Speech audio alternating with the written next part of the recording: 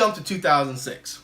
So 2006 task force, the Kane and the Dupree task force, they're now in Vegas. You got Kane and Dupree. They're chilling in the parking lot waiting on their other people to show up. They're in Vegas. They're pumped. They're excited because they feel like they have just discovered the gun that has killed Tupac, and they have the bullet casings to match. So they're going back to Vegas PD, trying to get verification. They're about to throw a party. They think they finally got some leverage, and they're moving forward.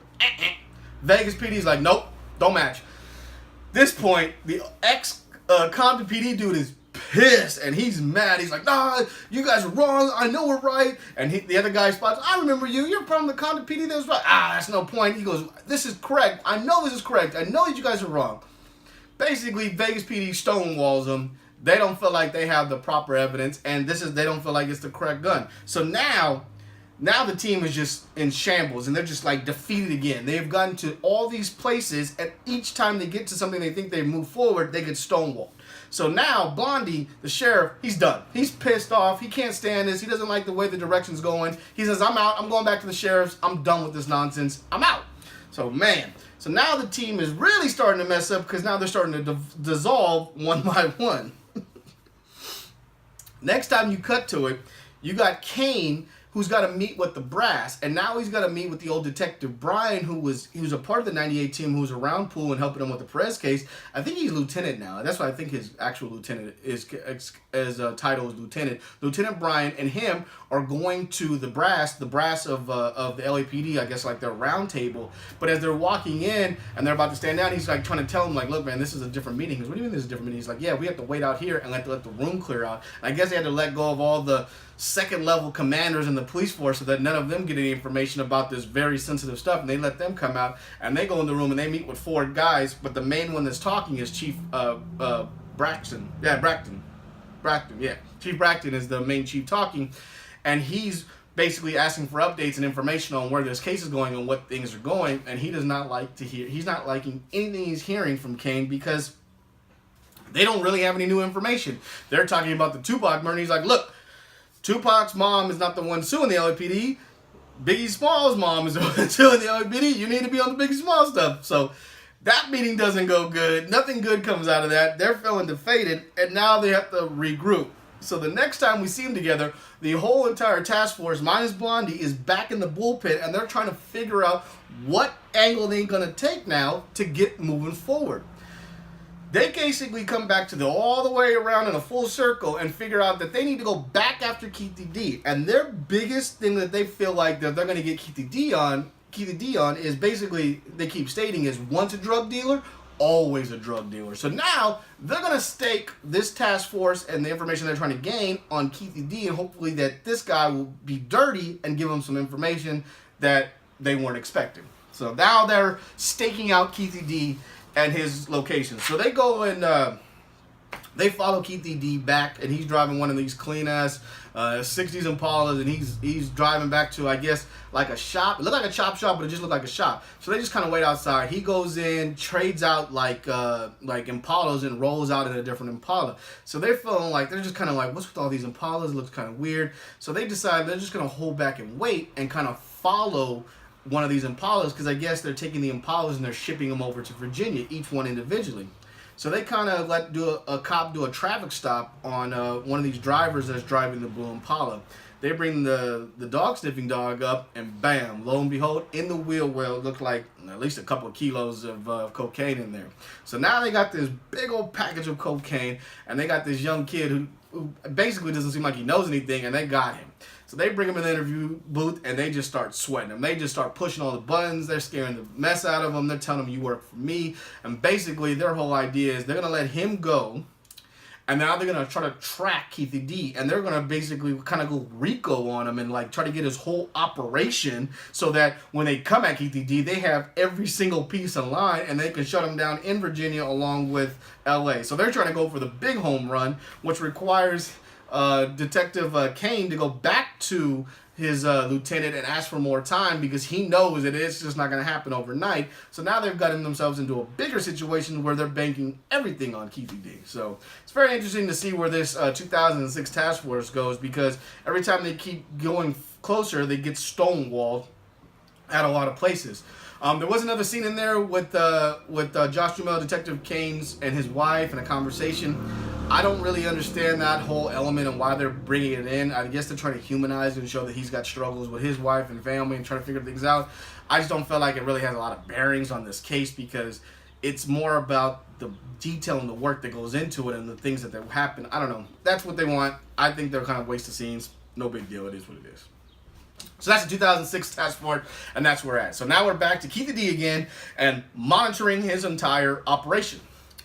So we jump to 98. So now we're back into 98, and they've just caught Raul Perez, and now basically they're sitting in on an interview with Perez and the district attorney, and he is just flat out giving them everything. I mean, the two faces on at this time, Detective Poole and Detective Brian, they're just like in shock because this guy is ratting out the entire system on everything they do, basically telling everybody that the whole entire gang force and gang cops of LA were all dirty. They all had a drop gun on them, some dirty gun they had on them, in case they needed to drop it on one of the members so that they can plant the gun on them. I mean, he's telling it all. They're talking about the Rampart Division, which was destroyed in the 90s. I mean, this dude is basically telling them that we dirty, we the biggest gang in LA, which they've always said, and that this is how we do it. So they're in complete shock by all this information they're getting from Perez, and he's just splitting it all out.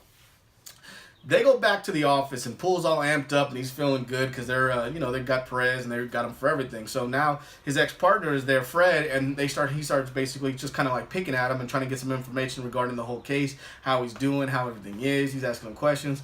He's not really trying to give him that much information. He's not really trying to feel like so he's like, look, you were taking off this case. Just let me do this. I got this. You do your thing. So he's like, whatever. The next thing they show is this really great scene where Fred takes his whole team and they finally get to the point where they're going to raid Death Row. But at this point, Sugar's already in jail. So they get to Death Row, and Death Row is stripped.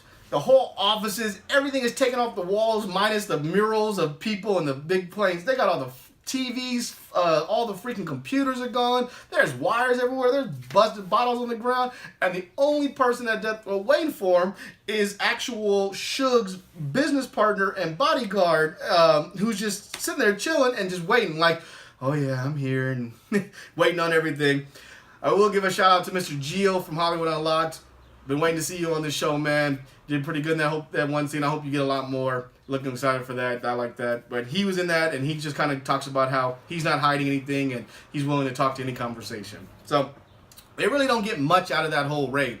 So the next time we meet up is we actually meet up with Poole and his family. And Poole is finally with his family that you've never seen. So he's got two young kids, and two young boys, and a young daughter and his wife, and they're at dinner, and they're having a conversation about tobacco sauce and fries. And you just got to see his different side of Poole and showing kind of thing. It's kind of like they're trying to mirror with him and Kane and how they both are struggling with their family and how the cases overtake them and how they pour too much on their job.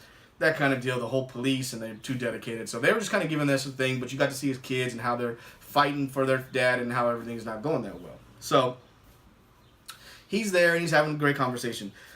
Next time we meet up is Poole meets back up with Fred, his ex-partner, and he talks to him about raiding Death Row and how it all went, and he asked if he knew anything. He's like, got another Impala. He's like, but it's cherry red, and he's like, man, all these Impalas. So they're having conversations about stuff, and then Poole breaks out some information for him. He's like, look, man, I really feel like Sugar's got the DA in his pocket. He's like, his daughter was signed to Death Row as the first ever white singer signed to Death Row.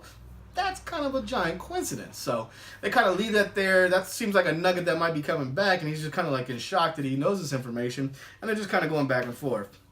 But the next time we meet up is Detective Brian and Detective Poole are now going to meet with the police chief at that time in 98, which is Police Chief Park, and they're going to have a private meeting with them. And I love that they show the symmetry between the two chiefs and how different it is. Chief Park sitting at his desk, has the two men sit down, and it's basically a very intimate conversation between these two detectives and the police chief. And then the Braxton, the future police chief of LA, he's in this big old room, great view outside, four-man assembly waiting to hear information, and he's like barking orders, where Park was more hands-on and kind of doing things. So they get into this meeting with Chief Park, and they're talking about the Perez, and he's like, all right, well, you need to talk that. And basically, he reassures Detective Brian about how things need to change and how things are not right in the police department, and he basically tells them that 1% of corruption is bad, and that kind of clicks in Detective Brian's head, and he goes, Chief, Detective Poole has something he'd like to tell you, and he lets Poole take a shot with Police Chief Park on the whole Biggie murder and all the different stuff. Park hears him out, but he basically doesn't have any solidified information or solid clues or solid leads that would actually corroborate all these different things he's saying, and he just kind of like tells him like, look, I understand you got all that, but focus only on Perez and let's lock that up. Where he was way more understanding and reassuring about the whole situation, but because they didn't have solid leads and information, they really couldn't pursue it, which was way more different from Braxton, who just basically blew them all off and told them, look, stop worrying about the other stuff and just get back on your job. So that was definitely a cool way to see it and how everything works. So they do that. They get back to the office, and they're just kind of, discussing life and things that are going on in life. And Poole's written up the report for Perez. And he's just kind of waiting around, and Detective Brian shows up, and he's like, let me get that report from you, and I'll send it in. He kind of says a couple things to him, and then it clicks in Poole's brain that he's like, no, I'll take it. And what does Poole do? Of course, Poole being Poole, he sits there the entire night, and the entire night writes a full big old report on how he feels that Death Row and Biggie and Pac are all connected together. And in the morning, he goes and takes this big old fat envelope over to the district attorney's office, the lady that was helping him prosecute against Perez, so that he drops that information. So he drops that bombshell right on her at the end of the episode. And you already know that's going to cause a huge problem with his job and the investigation going forward. Oh, so there it is, folks. That was episode 6, East Coast, West Coast. Definitely a great episode. I loved it. Big time, in the middle of the battle and war. I felt like it had a lot of information, a lot of good things we learned about, and things I just did not know. I loved all of the Suge and Pac and Biggie information. I thought that was great. The 2006 Task Force was a little weak, but I definitely loved the 98 stuff, because that was way more in deep, and it kind of like started playing back into the whole Death Row. Loved all that information. All right. So, if you guys are watching Atlanta, I got Atlanta episode 5 Barbershop right here. And in case you missed last week's The Art of War Unsolved, I got that right here. Until next time, folks. Good night, Ted.